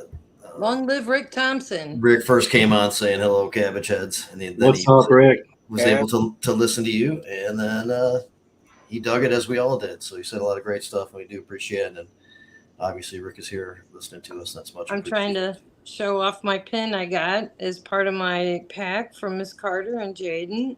It's my autism pin. I had it on my hippie hat, but it was tie-dye, and you couldn't see it as much. In case you can't see it, I'll give you a close-up. Nice. That looks great. It was cool to see a lot of the authors wore them yesterday. I thought that was really cool. Yeah, well, we all support Jaden, and we all support what you do. And I'll just tell you this. I have someone I love very close to me who was a young man living with oppositional defiance disorder, and he's not there yet. I hope he never gets to the point where he needs more medication. But before they do try to go that route, I will be telling them about you and Jaden. Yes, please have them get a hold of me. I'd love to talk to them. I will. And they are big time medical fans and former mental health people themselves. So to push them is to push them, and they push back. When you suggest almost automatically, it's difficult sometimes to open that conversational door with people who say, oh, that's just a stoner running her mouth. She's trying to get my kid high. That's my experience. But you keep telling your good story because you are a mom who lived it and continues to live it every day. And you keep on showing them how much better life is with cannabis for both of you. I'm so proud of you. Yeah, that's a testimonial that affects your entire family. Obviously, it's always great to hear the personal triumphs, and there's always the effect of those around you. In your case, what a profound effect on your whole family. Mm-hmm. Yeah. Rick Ants has finally found a spot where there's a connection. Yeah, I got myself home. I was on the road, and you know how Michigan is. You go from small town to small town, and in between that is a whole lot of nothing. And not great reception usually in some of those places. Yeah. There's another #1 best-selling author. Yay! Yeah, super proud of what all these authors and Dr. Bridget, obviously, without her vision, we don't have that platform. Without her ability and her team's amazing ability to create a book, that was in my forethought in some point, in my life. Okay, that'd be cool to write a book or have publication of some sort, but there's a ton to do. All the way down to launch day yesterday, there was issues, and she still managed to do this amazing thing for everybody, and everybody's story is so influential across the board. I'm excited about it. Hey, so we got a little lowdown from Michelle and from Amy on their submissions this book. So if you don't mind, give us an overview of what you submitted. Well, mine is called Deeper Roots, and I also have a track that Mendo Dope created, and it's about a band from Mendocino, California. Yeah. I'm sitting here assuming everyone knows them, right? And the collaboration of that message is my work in caregiving, my work in activism, and my work, my attempts and my efforts in the recreational space. Right on. So she's finding, there's so many different things that can go on in the world of cannabis, and the book it seems to be compiled of many things that just to contribute to, all the different components that come together to contribute to moving cannabis forward and recognizing those who it's been a profound part of their lives, whether the quality of life being improved, a life being saved, or somebody finding purpose or making it, within the community, or with the with the effort politically, or whatever the case may be, and all that kind of stuff is in there, which is really cool. And it's such a complex scene, so meaningful in many different ways. So that's really cool. I just heard from our admin, Miss Candy Flores, also an author in the book, that we will be having some new book links up by Friday, August 4th. That we are working on extending the $2.99 promo sales through the weekend. Woohoo! That's a big deal. Even though we've already made the #1 bestseller, we're going to extend the deal through the weekend, and also there will be the paperback release. So we're pretty excited about that. A site? Did somebody already put a site up that I think she did, right? I think Candy sent the links. I hope so. Right now, I don't think the links are working because there was a little, I believe there's a little issue, and so they will be. There's one. Cannabis.com, but to purchase the book, you'll have to wait till Friday, but you might get the $2.99 deal again. They're working on that. We're going to see if that happens. All right. Yeah. I'm sure that will get shored up and the book will be around. Yes, I am excited to put in an order so I can get some paperback so I can start doing book signings, because I have people waiting, like, when are you going to do your book signing? I want a copy and I want it autographed. So I'm excited to be able to put that order in. Hopefully it'll be this week or the beginning of next week, so we can get those hopefully for the end of August and start doing that.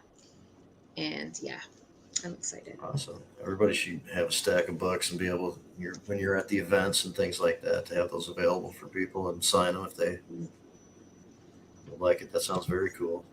It is so exciting. I know that at Big Cloud's Legacy Music Festival, I can only eat certain kinds of food. I'm on a trial with the Cleveland Clinic to reverse my diabetes. And so it's very difficult for me to find food when I'm out and about. And the taco truck that Rick had there, they were phenomenal. They did a hibachi thing and custom made my food and started calling it the Mother Cannabis, because that's my alter ego. I love it. There's a beautiful soul. There's in heaven. And speaking of Zahara, we have a bridge walk. The bridge walk is coming up Labor Day weekend, and super excited about it. We are still looking for sponsors. I think we need only a handful more of sponsors, and it will be to honor her this year at the bridge walk. So if anybody is interested in sponsoring that, please get a hold of Ryan Bringold. And you've been to one, Jamie. You've been up there before. There was a barbecue. One. What do you mean? I don't think I've missed one. I haven't walked a couple of years because I needed surgery, but. Well, I went last year. I don't think you went last year. Well, we did an unofficial one though. Wasn't I? Wasn't I not there last year after I just said all that? I might not have been. I went for several years in a row. It's not like I just went to one. That's all I'm saying. Are you going to be there this year? Yes. Yes. Be there this year, and yes. It is a great time. I would like to think maybe Josh can confirm. I'd like to think we would like to be involved. Yeah, you guys totally should, especially with your up north locations. And I think it's going to be a good time. Are you going to try to go, Rick? Absolutely. Yeah, Laura and I both are gonna plan on coming from Big Cloud. Hopefully, a bunch others. Yeah, that'd be great. It's a I'm good gonna time. try to come. Yeah, with our Sheboygan store, we're probably 15 minutes from the bridge, maybe 20 minutes on our new store up there. So I think I've talked to the employees and asked them if that's something they'd be interested in, and they all sounded pretty enthusiastic about coming out for the bridge walk. So we're kind of making some real early plans to do it. What I'm thinking is I might have some employees from Rogers City or one of our other stores kind of come up, put them in metric, and get them to run the store for a day, and maybe let our Sheboygan crew all come out for the walks. Kind of what I'm thinking. Nice. That'd be awesome. Cool. Very cool. Yeah, and you get free barbecue the day before the walk, and then you get a free T-shirt, and they're cool purple tie dye in honor of Zahara, and it's going to be a good time. I know I'll be Leah there. and Zahara walked the bridge. She went, I think it was 2 years ago, and she walked the full bridge. Mm-hmm. So She did. She might have done it twice. She may have done it twice. I don't want to make the story grow bigger than it is, but yeah, she might have, but I know for sure she watched the full thing once. I can confirm that.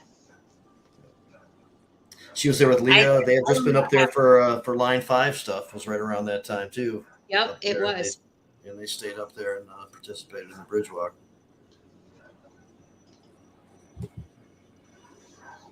Yeah, and I think there's another one.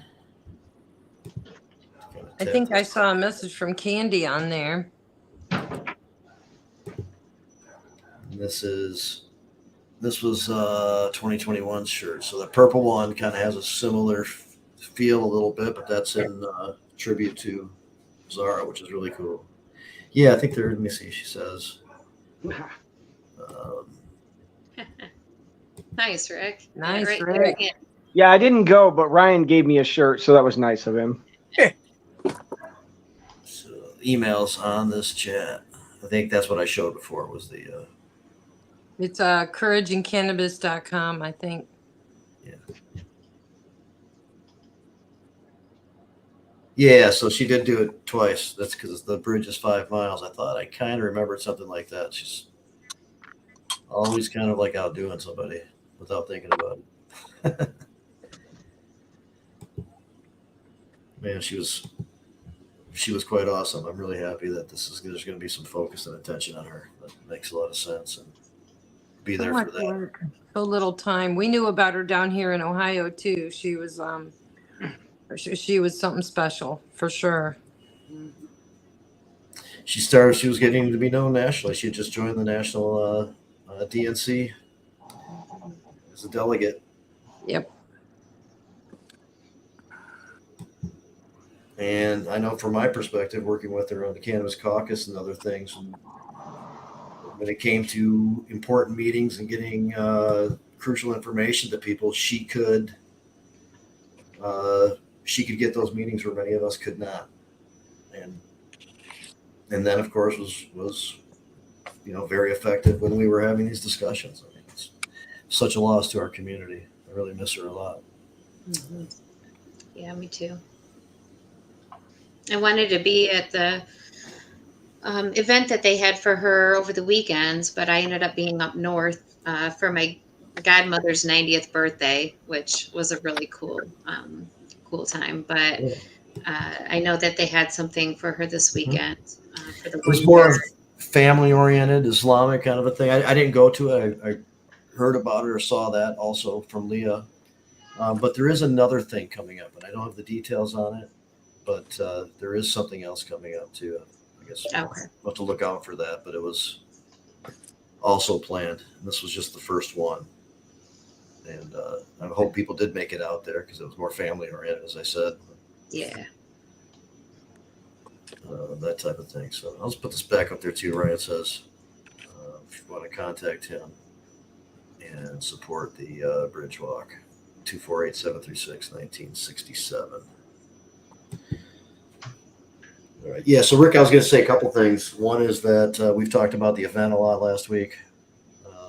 And of course you were in the group and one of the main people putting it on, and we're part of this big cloud group that put on other events leading up to this first one in the the official metric world and all that kind of stuff.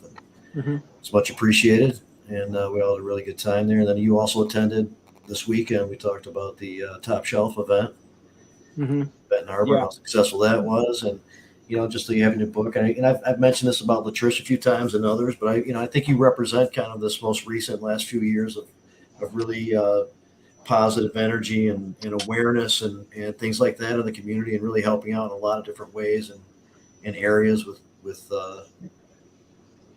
this movement at large.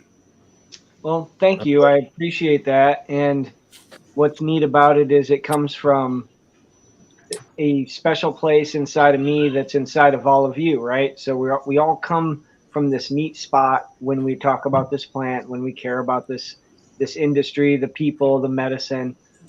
It's the same spot. So like not diverting from that, I think helps get people on board. They see like, man, these people just stay in line with what they believe and they don't budge. There's got to be some validity to this. I'm gonna look further. So trying to get more people on our train, is an important thing. And you guys kind of passing the torch down to myself and others, so to speak, in a manner that we all can do it collectively, and it's really cool. And of course, that's gone on down the line, including I had a conversation with John not too long ago, and he was talking about some of the people who inspired him. Mm-hmm. Yeah, it's a beautiful progression, and it's odd. It's really weird because it's like it all comes from the plant, all the way back from the 60s, that this drive, this fire that we won't back down or budge, but it comes in truth. Our testimonies, people in this Courage in Cannabis book, you can't deny this absolute truth that happened to somebody. And it's very powerful. Great. Hey, anything you want to, I didn't realize that we're getting so deep into the hour here. Anything you want to say to wrap up, Rick? Get ready for that bridge walk. I think that's a very worthy and important thing that is now a part of our history.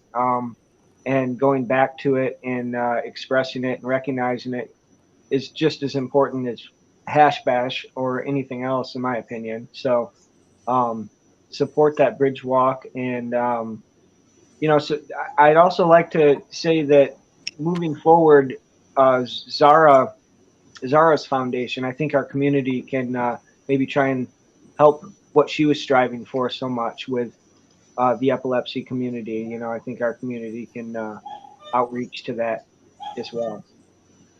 Excellent. Yep, I agree. And we'll have back on too before too long and get a little bit deeper into that kind of stuff too. See what's going on. So, Michelle, any last words? Just thanks for having us on and for helping us to promote the excellent writing of all the authors involved in Courage in Cannabis Book 1 and Book 2. A lot of the authors in Book 1 are sparks that are back in Book 2, and we have some pretty cool sponsors too. We have Tyson 2.0, we have Ed Rosenthal is in the book, and we got a great foreword written, but I can't tell you who wrote it right now because I don't have the book in front of me, and Adam Wilkes. Very embarrassed. It's okay, Adam Wilkes. There we go. Thank you. I'm sorry, Mr. Adam Wilkes. Okay. Good cannabis, Right. So. True story. Although in this great state, we woke up one day with the rule, and this is the only way we can medicate. We can there's a lot of room for improvement in Ohio, that's for sure. A ton of room. Yes, please help me. People are ready for a long time. We're desperate. That's we owe Ohio a debt of gratitude because they want legalization, and there was a legalization measure on the ballot, but it was stupid and shitty, and they rejected it.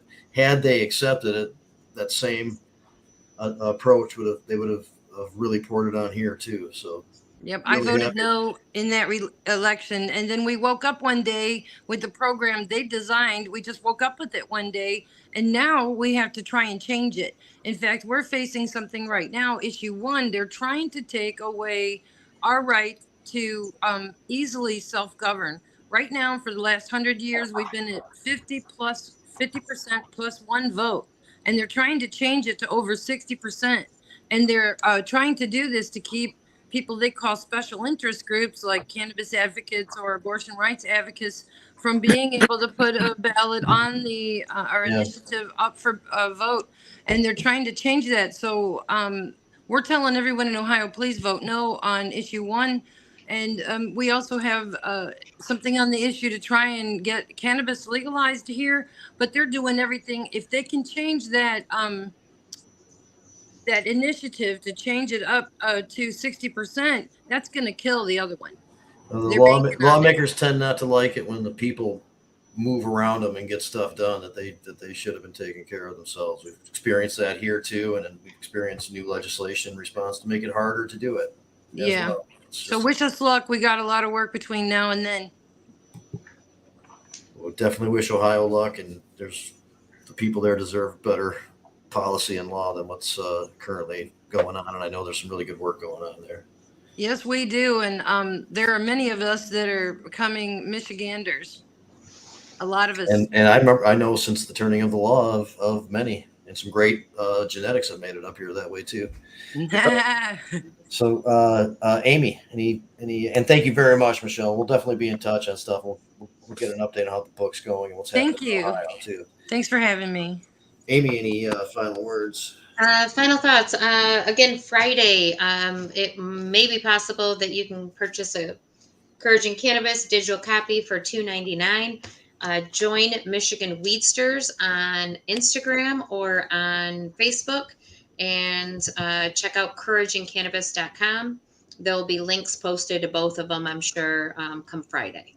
So, and become a Michigan Weedster today. It's free, and we are just protecting what we voted for, protecting our freedoms as a collective of people. Good work. It's the it's the active group right now doing a lot of really good work in that arena. So very much appreciated. Jim, any final words? You didn't jump in too much this last time around. We heard a lot of really great stories and another. I gave my 2 cents. You just ignored me every time I spoke, but that's very, very possible. I kind of see through that. Just kidding. Start hearing the tone of your voice, my brain turns off. I know. Defense mechanism. I know how it goes. I do the same. I've got nothing to say. Have a good day. Well, I appreciate you being here, man. Thanks, man. We will talk soon. Josh, any final thoughts? And again, thanks for being here. And really, I think it was really important to offer up some perspective on this whole thing. Keep things in mind. Yeah, just thanks for having me, and I really enjoyed hearing about the Courage and Cannabis book and hearing the stories from each one of you. So thanks for that, and also thanks for Rick and Josie for putting on some really great events the last couple of weeks for the Top Shelf Showdown and then the Legacy event. I was at both, and kind of ignited a little bit of energy for me. I'd say both of your events did. So thanks for that. Thanks for having me on. Awesome. Excellent. Adam, words of wisdom to leave the world with? Today's words of wisdom, huh? I don't got any really. It was a good show though. I like the concept of the book. I really want to come back and talk about May Nut.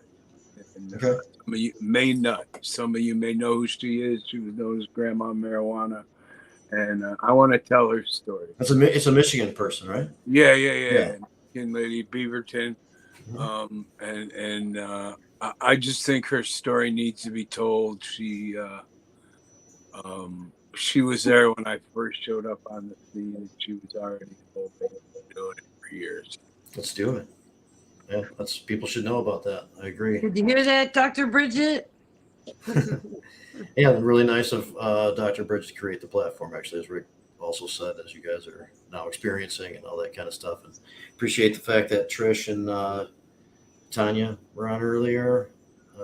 Really like all the support. Really like the fact that Rick was watching and commented in and stuff. And, his people ask for updates all the time, and really it's the same story. It's not a fast scenario. It's things have to line up, and there's a plan in place. And so far, those things are lining up, and he's got a good attitude about it. And I believe he thinks all the prayers and positive vibes are helping. So if we can keep those going, you bet. It's much appreciated. And when he's ready, he'll come out and let us know a little bit more what's going on. But really, the plan remains the same. And so far it's lining up. So good. Continue the positive vibes. Yeah, man. All right. Well, thanks everybody. We're back next week. Jazz Cabbage Cafe. See you guys. Bye.